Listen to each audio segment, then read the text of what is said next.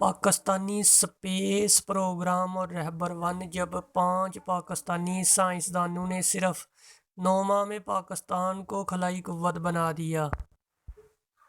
بائیں سے دائیں احمد ضمیر فاروقی، مواصلات پاکستان ایئر فورس محمد رحمت اللہ، محکمہ موسمیاتی Pakistan doctor Tariq Mustafa, team leader Pakistan atomic energy commission doctor Saleem Mahmood, electronics Pakistan atomic energy commission Sikandar Zaman, engineering Pakistan atomic energy commission.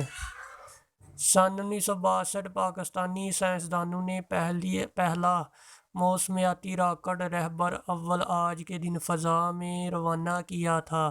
یہ خبر اس مناسبت سے دوبارہ پیش کی جا رہی ہے۔ یہ 7 جون 1962 کی بات ہے۔ پاکستان کے 5 نوجوان سائنسدانوں کا ایک گروہ ڈاکٹر عبدالسلام کے ہمراہ بلوچستان کے ساحلی علاقے سونامیانی میں جمع ہے۔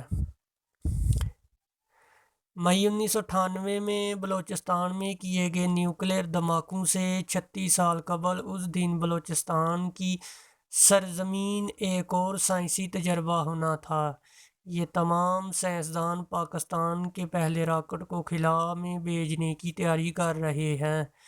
سورج غروب ہو چکا ہے اور رات کے 8 بجنے میں ابھی 7 منٹ باقی ہیں۔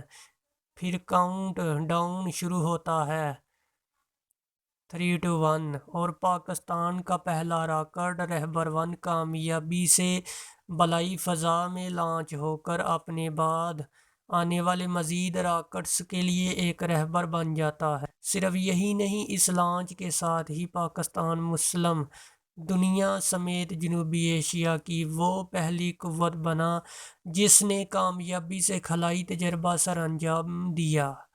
اب اس واقعہ کو 59 سال ہو چکے ہیں، مگر اس پروجیکٹ کے ٹیم لیڈر ڈاکٹر طارق مصطفیٰ کو آج بھی وہ دن اسی طرح یاد ہے جیسے کل ہی کی بات ہو۔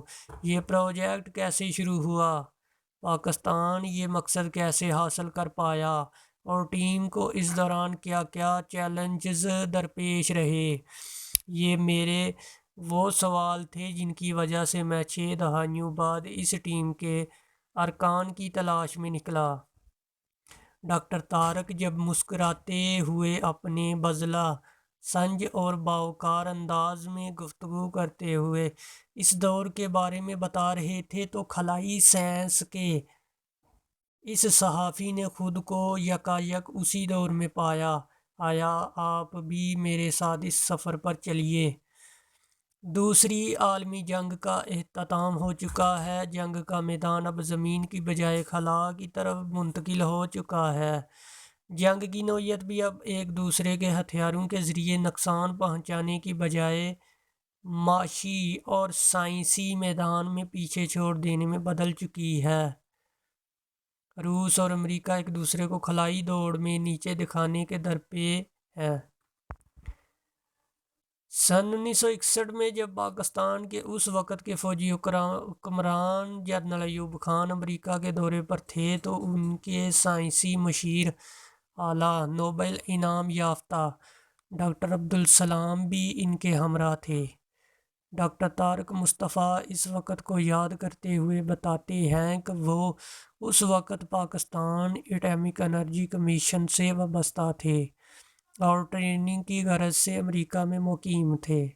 وہ اس دوران صدر ایوب اور ڈاکٹر عبدالسلام کے امریکہ کے دورے کو اچھا اتفاق قرار دیتے ہیں، جس کی وجہ سے پاکستان فی الفور خلائی دوڑ میں شامل ہو گیا۔ بی بی سی سے انٹرویو میں انہوں نے بتایا کہ امریکہ میں قیام کے دوران ایک دن انہیں ڈاکٹر عبدالسلام کا فون آیا، طارق صبح میں ایک اہم میٹنگ ہے، امریکہ میں ایک اہم میٹنگ ہے، تم نے پہنچنا ہے۔ مجھے اس سے کوئی واسطہ نہیں کہ لفٹ لے کر آؤں یا جہاز میں آؤں، بس تم نے پہنچنا ہے۔ اگلے دن وہ ڈاکٹر عبدالسلام کے ہمراہ واشنگٹن میں ناسا کے دفتر پہنچے۔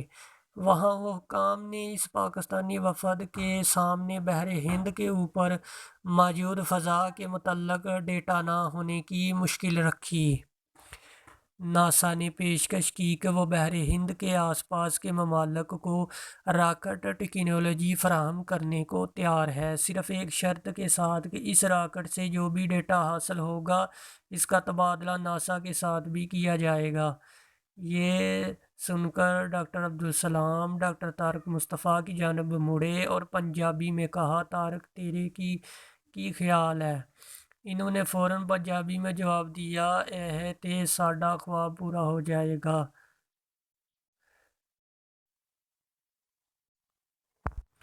پنجابی میں ہونے والی اس گفتگو کو ناسا کے عہدیدار سمجھا تو نہ سکے، لیکن انہوں نے مزاج سے اندازہ لگاتے ہوئے ڈاکٹر عبدالسلام سے کہا کہ young man looks very keen, نوجوان بہت پرجوش معلوم ہو رہا ہے۔ ناسا کے حکام نے اسی دن ڈاکٹر طارق مصطفیٰ کو اپنے ایک خصوصی طیارے کے ذریعے ملک کے دوسرے کونے میں ٹیم کی ترتیب اور راکٹ رینج کا قیام۔ ڈاکٹر طارق مصطفیٰ کی ڈیوٹی لگائی گئی کہ وہ ٹیم اکٹھی کرے۔ ان کے ساتھ ڈاکٹر سلیم محمود، جو بعد میں سپارکو کے چیئرمین رہے، بھی ٹریننگ پر امریکہ میں موجود تھے۔ 3 مزید سائنسدانوں احمد ضمیر فاروقی پاکستان ایئر فورس، محمد رحمت اللہ محکمہ موسمیات کے ڈپٹی ڈائریکٹر اور سکندر زمان بعد میں چیئرمین سپارکو بنے، کو بھی امریکہ بلوا لیا گیا اور یہ مختصر سی ٹیم اپنے کام میں جڑ گئی۔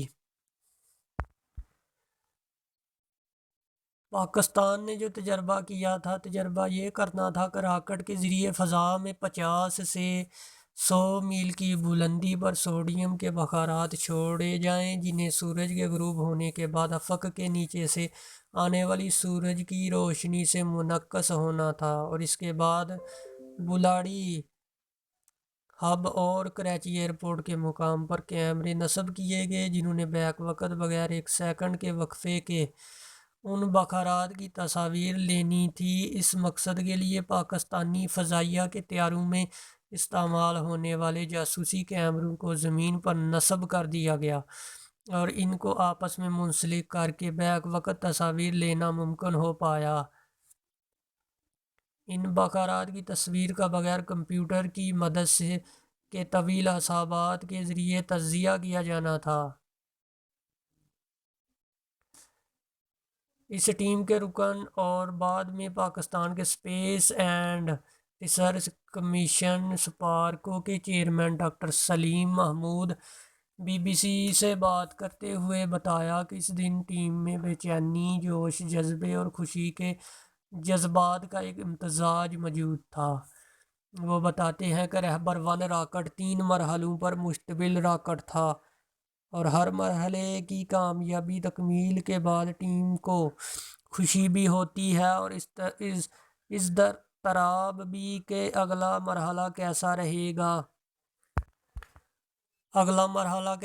گا، مگر یہ تجربہ کامیاب رہا۔